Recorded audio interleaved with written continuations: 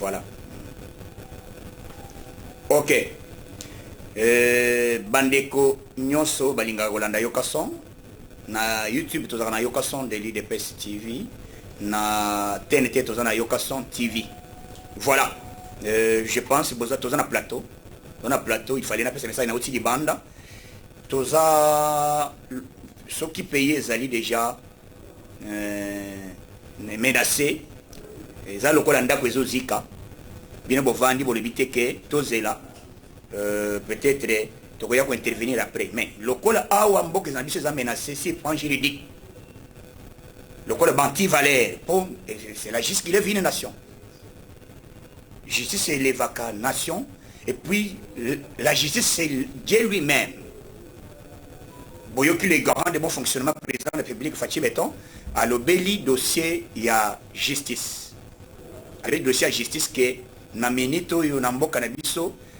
ba juge bazo sala musala ndenge zo esengeli ba sala musala ndenge esengeli te. Voilà. Donc ezali pona nini puisque moi bakanyaka surtout makamunaza na ngwa ya état de droit. Tozaka na émission état de droit bomoni comment dossier ya bazo zwa bato. Émission bazo kende mapango yeza ya yote ozokele puisque ozali ndeko ya général.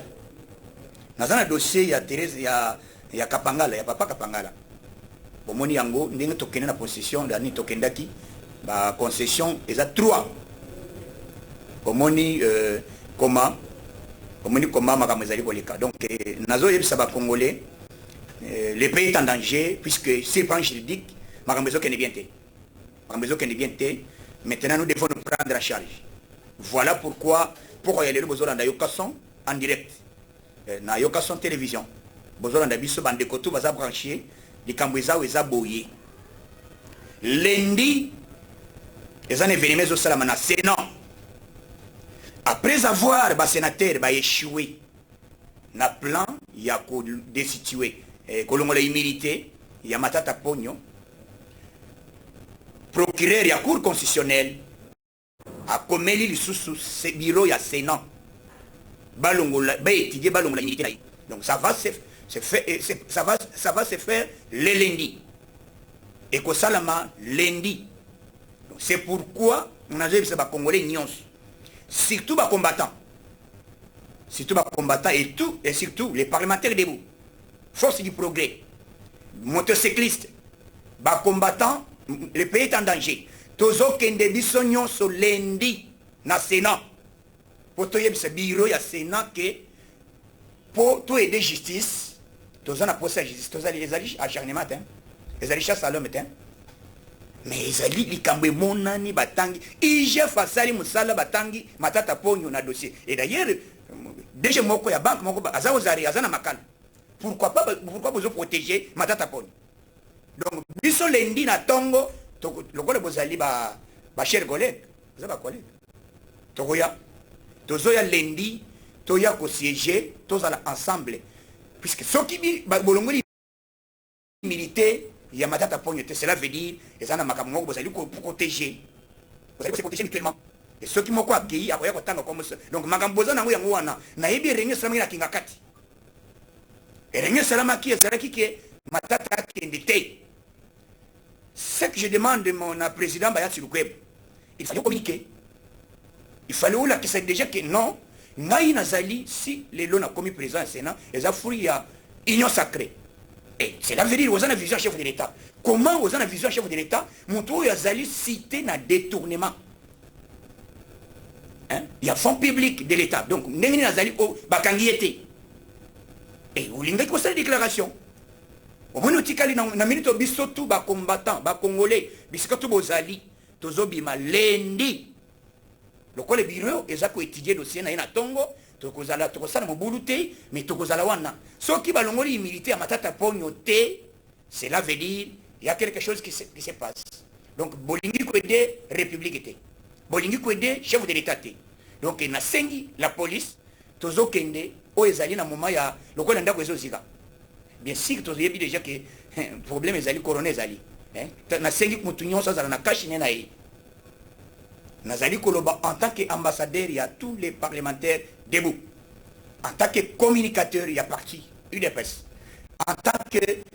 combattant, en tant que Congolais, prenez-vous en charge. C'est ça le moment où se prendre en charge. Ce qui se silence à radio. Depuis, il se mais au yoki dossier wana, ezali, au moniango. Nani azolo bele dossier dans le Sénat, ce qui se limité. Donc, biso na 5 combattants et combattantes, lundi ezali lumbe, mwete. Lobby, ezali dimanche, lundi, na 5 la Congolais nyos. Oyebi, ezali kola, bino botikali bolobi, a, torobi maté, puisque, mais, au moins, malade ezali, bien sûr, le chef de l'État, mon gonzinabiso, les garants de bon fonctionnement, avec tout le respect, oyo ezali na moment, tout un moment danger. Au moins, honneur, il faut tout sauver honneur, il y a pays na biso. Il faut tout sauver honneur na biso, mboka na biso tala, et puis institution comme le Sénat. Et cause de la cité na ba dossier détournement, il y a fond biblique. Mbongo à l'État et comment le chef de l'État na minute ba cita qui monte moko na présence de la République. Et ça qui était la cabinet chef de l'État le dit na linko salir d'abord mandat na ngaité. Bon mon chef de l'État le dit justice c'est ça na musana nango. Et chef de l'État le dit azana temps il y a akende ko s'interférer na dossier à justice qui était botika puisque aza camarade de totanga na ye ou bien azali il était la cabinet na ngai influence wana biso to nyango té. En tout cas na banzi le garant de bon fonctionnement na mois d'août awa président kozala deuxième personnalité na SADC awa na SADC na août awa kaka août ya lobby oyo facha kozala vice-président il y a SADC vice-président SADC donc na janvier 2020 facha kozala président officiel il y a SADC moni ba fonctionner dans la fachi hein bozo bondisa na bino monto omoni eloko nzambe soko bozo bondisa yango otika na son hein facha za nzambe je pense pas tout ba moni likambo ezelaki na ba média chaque jour este facha zo sala ba voyage azo tala likambo ya este lelo to zawapi et les gens oh bazali ko comment je suis ben et ke wapi hein bandeko tozate bandeko omoni biloko wana ezaki influencé na biloko moko ebokanisaki faci diplomatie na beti faci beti diplomatie moko ya niveau ya likolo ya haut niveau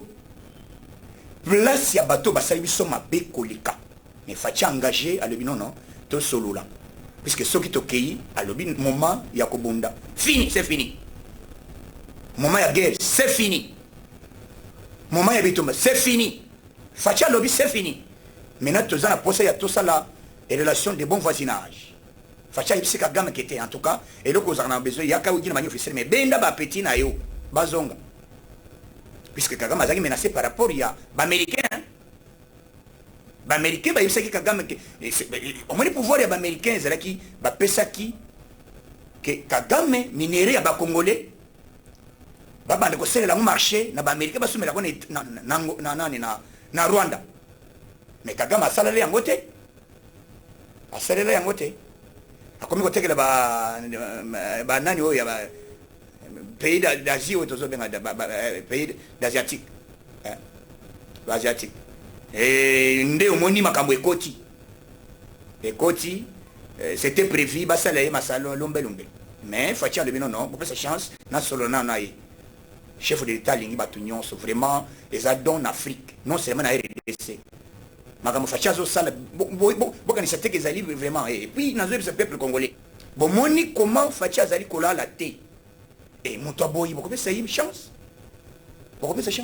moni comment denga babondisi gratuit enseignement puisque moto tout bazali ko même église catholique bazali ko ndima te que gratuit enseignement ko salama bazali ko ndima te et le gratuit enseignement ezali effectif. Et mais salami bomoni bana bazotango fele nana zai konyima ke lelo bana bakotango fele bana ya basoda boyoka fachi civil a décrété état de siège et puis à 8 ans il y a qu'on contrôler ba militaire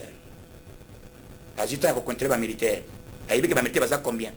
na kati ya ba militaire ba infiltré et puis eloko zo ka bato bazo créer fictif bazo créer ba fictif na kati ya ba na armée keni mutema mabe soda zo la menacé azola libanda papa ata bozanga mawa donc ba généraux ndi basaki na clic moko ya kolia ka mbongo ya ba soda ya se ba pesi ordre ba soda ba kende na guerre 21 000 mais 21 000 c'est présenté qui connaît moins de 1000 et or mandu que zai kobima massa c'est zai kobima na nombre ya 21 000 biloko wana zai kobima est-ce que basali la yango c'est pour cela chef de l'état en tout cas sagesse ya ndenga libona en tout cas président na biso to sambele buto moyi nzamba pese bombo imulayi donc peuple congolais voilà donne bino donc so raté un président lokola Fachi c'est là be mboka na bino e ko bongate mais na yelobi na nzambe mboka na biso ko bonga en désordre hein mboka na biso ko bonga donc mutu oyo aza na volonté bomoni yango esika bato bazalaki chaque jour bato bazokufa tongo poko midi Fachi akaya sali 3 semaines nani azokende na débat nani okende na télévision po aloba personne n'en parle, personne. Même les journalistes bazali kosala débat au Félix Sekedi et puis bato bozo ka niveau bozo kende bozo ling boya ba salaire ya président mais Trump azalaki na États-Unis aboya ka salaire ezalo ko le Fachi abosani en lebité boka be le peuple congolais bozo na boya ba salaire est-ce que boya ba salaire à Joseph Kabila bozo ka tanya ko tuna Kabila te bozo ka combien et puis est-ce que bozo na mais temps au les na média ou le bâti Joseph Kabila bon on est à combien ba salo mo kamate te bozota wana te bozo tuna olobi ba député bazimi to kame ba député tuna bango kala bazako zo ba mitu kate hein tuna matata ponyo bango ba obemi na ba liba est-ce que na élection na 2000 même 2011 2006 bazaka mitu kate mais batwana ba président na législative tozona mitu kate est-ce que tokiko aux opportunités de Fachi le non non je vais vous faciliter Fachi salika ka faciliter pour que Batouana bazo mito parce que par exemple so wala badane mais Fachi le bi bozo travailler Fachi lo beli yango dossier mosusu ya ke à part mituka mbongo bo pes bon mobiliser ba mbongo bo pes ba député ba kitaka na ba électorat na bango donc na ba base na bango ba kabelaka bato bazana pasi na o ba vota bango pourquoi bozo sala yango débatté pourquoi bozo le belango na médiaté il fallait bouler kana média pour le bakité ndengini chef de l'état zolinga ka ba mbongo fere wana moto le belango te bosala ngo marquer l'été au moins eloko mususu oya mutema mabe okenda kali bosote mutema mabe futa kati olinga te Fachi za président de la République oyoki déjà ba président nyonso sa ya niveau kuna ba lebi que président na utawa azokoma na sadek yozo kende ko contester ko tona vérité des îles Zembo sila bomoni bamoni bino déjà na kinga kati bokeko sala ba réunion butu nani azolo bomoni déjà bakeko sala réunion basali clic ba combattre Fachi béton Fachi azaya nzambe Fachi azana mandat spécial ya Dieu et puis mission mandaté mutazana mission to éviter que mandat neko zala ya 2 ans ou bien à 5 ans ou bien à des mandats to éviter wana ka nzambe yemo tout na président ghanéen et c'est pasteur plutôt parce que mon Ghanéen le dit déjà qu'il y aura un président des premières années na yeko zanama di kokoso mais après à cause de majorité et puis ndenge ba cause de majorité monde ko kamwa voilà un don de Dieu donc ce qui boraté don oyo cela veut dire nzamba pesi bino mo Congo ba congolais c'est ça le moment biso to sengi ba congolais nyonso moment to komi ezali moment moko ya ko soutenir vision oyo bomoni na Goma bande ko ya Goma bano bayibisi ba militaire bino kutu botika to za prêt ya ko soutenir chef de l'état inde même na Rwanda makolo bale bibiso moko to za d'accord ya ko soutenir chef de l'état hein bande ko ya Goma félicitations musala bozo sala bomoni président bozai koloba bandai koloba te chef de l'état ko yate debe se quitter à la cas Osoka comme chef de l'État à Kenya Beni. Pourquoi à Kenya voyage? Il y a poto, président Kenya voyage. Et les 3 semaines na babisi kanini. Et c'est quand Fachi a commis ezali président moko akoma te Mobutu akenda soka na Kisangani Kabila 18 ans akoma na Butembo te akoma na Beni te 18 ans mais Fachi akei Beni Butembo Bunia akei Isiro Fachi akei na Isiro Isiro na frontière ya mboko ezali frontière na Uganda esika basali partenariat esika basigné accord na Museveni bandeko biloko tu wana Fachi asali eloko moko te Fachi asali eloko moko te mais ozondima moto omoni bato bazali omoni lelo soki ondimi Fachi te même lobby puisque mutu to bakongolais nyonso bakomi comprendre que en tout cas en RDC na mboka na biso effectivement tous les militaires oyo baza pembeni ya Kanchachi pembeni na bo bazaka pembeni ya chef Kabila à l'époque bazali kotanga place nini bana bango bazotanga na ba brique bana ya ba garde républicain bazokengela chef de l'état mais bana na bango bazotanga na bavanya na brique lelo na zolo belang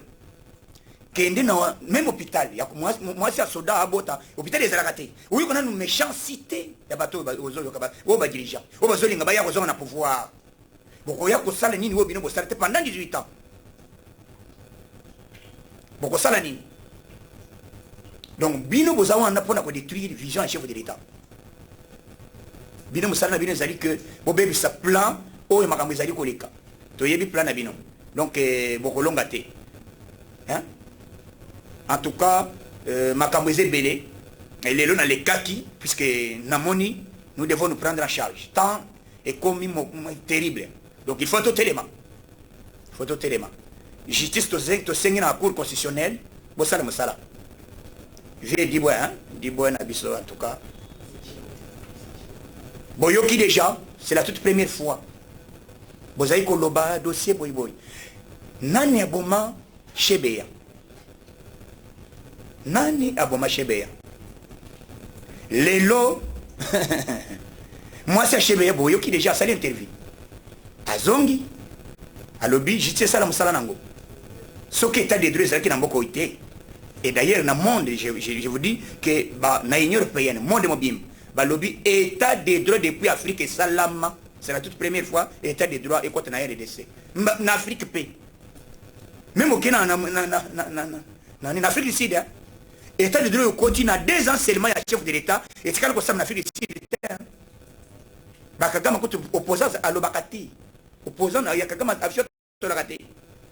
au salaire babomi babwaki na mai mais awa mutu to azali à l'aise azoli kana mikazo finga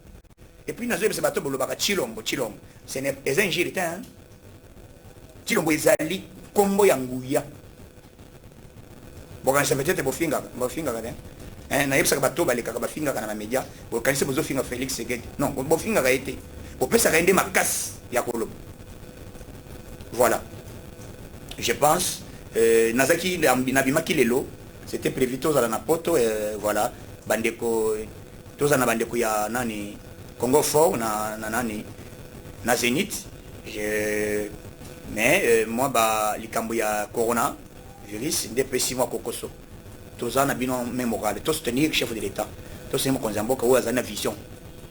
azana ngo ezali bato to lukaka ezali ko le bible bapesa Jésus aya même bokondi mana bino Félix que chilombolele te mais na ebanzi que même Jésus bato bandima bazalaka te ebele basala bamusu bakenda bali bazo soutenir ba prophète ba boy bali Jésus za prophète bamusu badutaka ye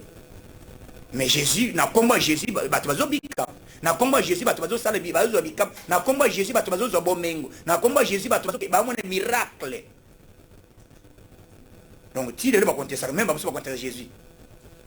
bongo moto mokili kanza Fachi bo babota na nani bokanisa kete azali kosala makambo bien azana vision ya que peuple congolais sepela tozo sala acharnement te tozo linga lelo justice etangi moto songolo oyebi déjà que ozana poza ko se reprocher ne loko mokote vas-y kende o se justifier ou le est-ce que vraiment niveau na et puis au moins déjà bato bazo tona chef de l'état pourquoi est-ce que ozolanda matata poni puisque les alliés le chargement non à lebi au cause de la vision tôt ou tard peut-être au postulé au cause de la moto songo le pakala au comment ce bilan nini hein ancien premier ministre au comment ce bilan nini puisque batangi yo soki yo bakutu na moyibité tika yo kende basamba et puis les sénateurs bo salé le kwana na ngona lobby lundi tozana bino toko siéger toza ba homologue toza ba camarade ba cher camarade ba collègue chers collègues parlementaires chers collègues sénateurs toza ba collègues tokoya pour tokutana na bino to siéger ensemble toza na ba veste na sengi ba tout o bazo kende boza na ba veste et puis cache-nez surtout cache-nez puisque malade oyo et outil na un déjà terrible donc tout se protéger donc moment to komi nabima kilelo pour na expliquer bino na loba makamuni nazali chef de l'état sali chef de l'état 1 depuis na bilan ya chef de l'état bato bazali koloba asali ni ba prisonnier bazala kaso na pouvoir ya chef de l'état état de droit bomoni comment izali kolanda bondenge zokende ndenge facha koti bomoni comment nini social bozolo ba social boyo kakanda ya bandeko yo hein boyo bolobi biloko ezokita te ministre azwi bapesi instruction ake na Namibie bakei kokuta carton ya soso na 3-4 dollars carton et puis basali calcul ya kotia ba prix nyonso wana na kati ekokoma 10 dollars te wana gouvernement na biso puisque bato bazoloba o bengie bazolongola bino o basali boy non est-ce que boyoka biso totamboli meme poto tokei okokozwa olamoki no na tongo te puisque ozali congolais ozika marchandise okomi koteka na prix na yo bango kuna eza prix eza fixé l'état a fixé ba prix ya biloko o matisi okei boloko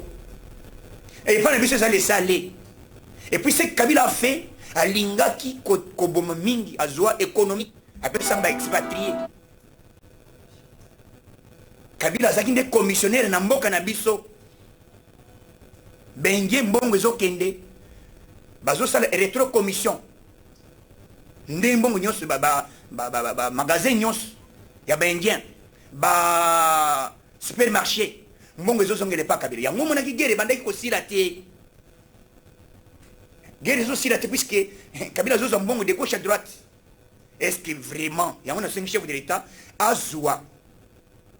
économie na biso apesa na ba congolais ba commerçants congolais et congolaises donc bazo par exemple économie moni pour même en Angola pour économie ça la bien et zo senga ba congolais d'origine et puis na senga ba commerçants na biso beaucoup na gouvernement ce qui va pesi bino quelque chose bo sali la pesa mboka na Angola isa bongo to bengane ba indiente to lobi to travailler na bino mais bolanda idéologie ya biso peuple congolais olingi o travailler na Congo cha eloko na prix oyo bozoyo ka carton ya nini na Namibie ya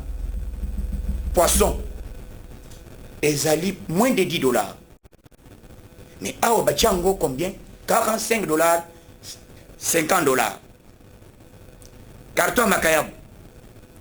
na Namibie ezana ba 17 dollars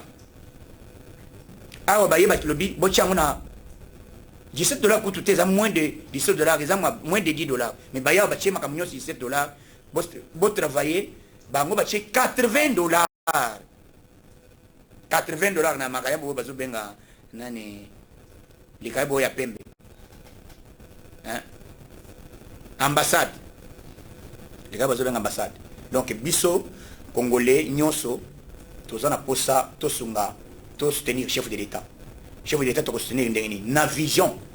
au moins chef de l'état vous allez être yemoko ministre ya finance yemoko ministre ya défense yemoko ministre ya agriculture yemoko et c'est pour cela aux hommes to senga ba ministre donc beaucoup tana vision ya chef de l'état vous allez yemoko magistrat hein azala teke na magistrat yaka na dossier boy lupango dossier lupango non toujours senga jimena justice bu aider biso bokangeli biso ba miyibi o bazo yiba mbongo wa l'état bazo sala bayibi bango lokola na compétition bamoni mbongo wa l'état lokola mbongo oyo bazali lokola papa papa na yebisi yoke ozoka kone bakabilisi baza ba millionnaire et likambo ya carte visa est-ce que boyoki lisusu débat wana soki ezalaki membre moko ya IDPS je pense elingi esalama ndenge moko ya kotuna balingi baloba wokise kabuya Jean-Marc Kabunda Kabunda azosala boy omoni Kabunda boy bozolinga o Kabunda aliaki pondo Kabunda aliaki matembele lobi Kabunda asombi ndako na Kingabwa est-ce que bozoyo Kingabwa Kingabwa bulo batiki te asombi lupango peut-être na États-Unis ou place songolo te Kingabwa ou asombi villa bakombi kotoka na Kingabwa bozoyo motema mabe efutaka te moto azozwa salaire na ye akozwa temps ya kotonga eloko te soki ezali kogisaka boye na dossier boye likambo batanga yeke ogisaka boye aza na visa carte visa moko lelo ogisa alingamela mai je pense peut-être bamédia nyonso même na ba-RFI même TV5 wana nini bachaîne mosusu ya Congo awo elingi ebanda déjà urgence ogisaka boye ayebi mbongo mais moto azoloba yango aza te carte visa nani journaliste nani azoloka na média aloba dossier ya carte visa nani azolobela yango na minute oyo et puis yoka ndenge système ezalaki ata oza na compte na banque te essentiel bamisoka numéro ya carte wana mais chaque fin du mois bongo ezokota d'une manière automatique bongo ezokota directement d'une manière automatique 50 000 osilisi yango ti un mois mosusu 50 000 mosusu ekoti siko pendant 18 ans combien de 50 000 oyo ekoti na poche ya Néhémie pendant 18 ans mbongo boni ekoti na poche ya Shadari pendant 18 ans mbongo boni ekoti epa obemina mbongo boni ekoti epa sele à la cour de soki ya ministre ya finance ancien ministre toujours soutenir gouvernement na biso tosengi na premier ministre omoni biso tozosoutenir yo oza na vision chef de l'état mais eza na makambo moko ezoleka kuna na cadastre minier eza terrible pourquoi tozoyoka déjà que remise et reprise ezosalama te or po ministre ya mine a travaillé bien ezosenga aza na même mise sur na makambo na ye nyonso na bainstitution na bapoche nyonso wana mais moto moko aza wana bapesi yo document abima azolinga kobima te basala remise et reprise pourquoi ezali koumela chef du gouvernement yo ozali moto ya vision tala kaka omoni biso tolingaka na biso kotomboka pamba te tolandaka moto malembe omoni ta ere tolobanda kotomboka ezaka o te omoni bapeti wana otindi moto atindaka biso azalaka te tokonstataka nde befe tokosaka befe donc eza terrible nayebisi congolais nyonso moment tokomi eza moment ya nous devons nous prendre en charge nasengi bandeko na ngai nyonso ya nazopesa mbote na chef de l'état puisque abateli le garant de bon fonctionnement esika ozongi couple présidentiel na mama Denise Nyatero bozongi en bonne santé nzambe apambola bino apambola mama Marthe Kasalu esika azali en tout cas mama ya chef de l'état bomo imulai maire bomo imulai omera talaka mama ya chef nazo soutenir bandeko na biso IGF pas Gilles Alingeti coup de chapeau musala ozo sala ezo monana tozo soutenir yo en tout cas excellence ya finance Nicolas Razadi omera oza peza oza mobali vraiment ezana bato mosusu babimaka bana mais oza mobali Kazadi wetu oza mobali Tony Mwaba ministre na biso ya EPST en tout cas ozali mobali namoni nettoyage ezoya je pense dossier ezoya oya 6000 écoles fictifs je pense bato wana bakoloba te eza acharnement non et basali cause ça puisque le chef de l'état le premier ministre apesi ordre alobi balandela badossier tout oyo IGF abimisi balandela yango bato wana bazala ozari ezala oza sango ezala uzanani awo eza dossier pardon te ezali kamute ko puisque omoni ndenge ozali non non moi marié non soki basite yo alakelele alakelele simba motema toleka simba ye omokamate eza likambo ya IGF premier ministre chef alobi président de la République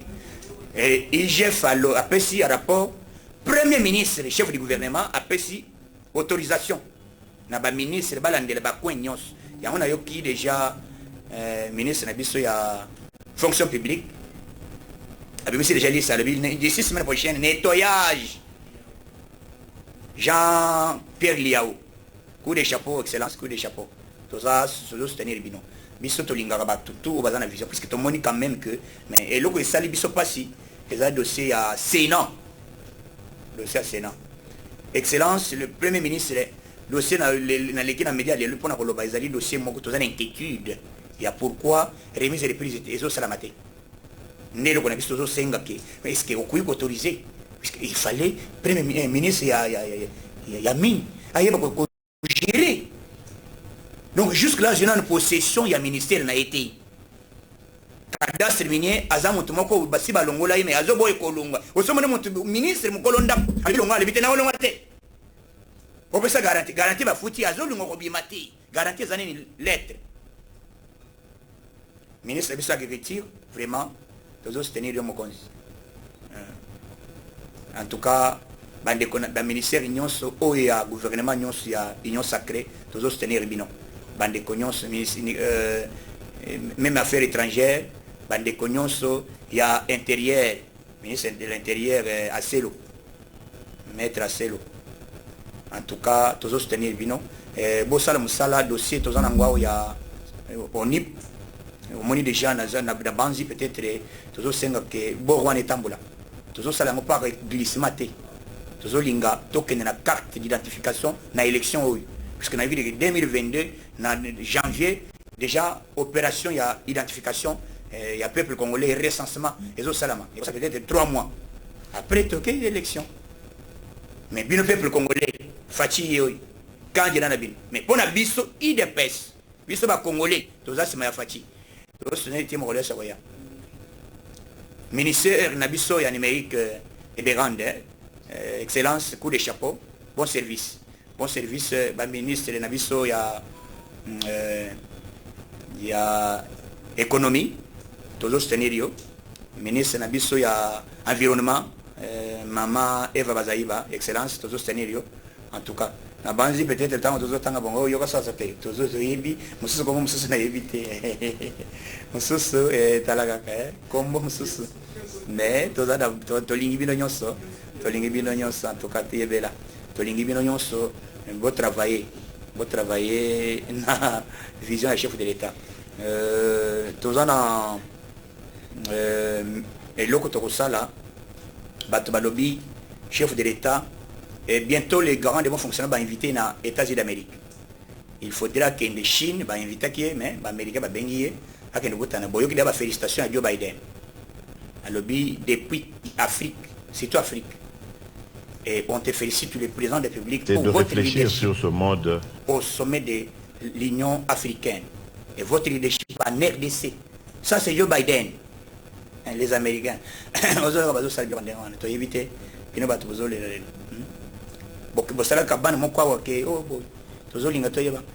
a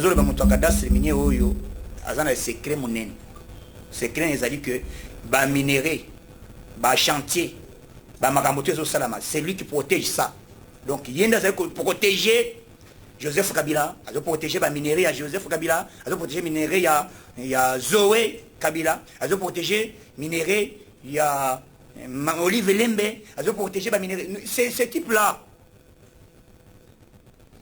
Pour Zoé, on a cadastre les minéraux, il faut ça les remises, il faut ça les remises et les prises. Il y a une protection, donc, les lots, na bleka ki tokobanda koleka kopesa bino information makambo ezali nini ezali koleka na mboka na biso facha sali nini tokobanda koleka tout moment en direct tokotika téléphone bande ko bazana réaction tokobanda kosala peut-être bokoza na ba suggestion tokobanda kotika téléphone pour lele bolanda biso na yoka son télévision Yoka télévision toza na adresse ezali na 11e mairie tout près ya permanence ya IDPS. Okokuta bakomi yoka télévision. Ozana likambo état de droit. Ozana likambo botola yo, ozana dossier songolo. Oye, tozali solution puisque tozana un groupe mobimba.